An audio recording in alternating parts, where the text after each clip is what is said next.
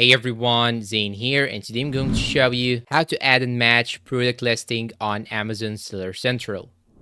Now, first you will have to go to your account on Amazon Seller Central, and you should go to the dashboard, then choose here inventory. And once you click on inventory, you have to choose manage all inventory. After that, it will show you all the products that you have in your inventory. And now what you should do in order to copy one of them is to simply check one of them by clicking on this box right here beside the product. Then you'll have to go to this button on the right side, and you have to click on the arrow right here. Then you will have to choose copy listing. And now once you click on copy listing, it will show you this page. Now you have to enter the SKU number. And once you enter the SKU number, you'll have to go to product identity right here. And here you'll have to check this box right here. I don't have a product ID because this is the same product that you have before. So you don't have to put another ID because it will have the same ID. And after that, click on save and finish. But make sure that you don't have these red signs beside any one of your options on the top. And if you find this sign, you will have to go check all the settings in this section. So now I will go to product details, and here as you can see I have all the details. It's copied without any issue. Now we can go to safety and compliance just in order to check where is the problem and why is it showing me this sign. I'll fix this. So you'll have to fill in this option or this section. Then when you go back to the Amazon product page, you'll find out that the copy has the same details of the product that you copied with all the things including the price, the shipping, product details, etc.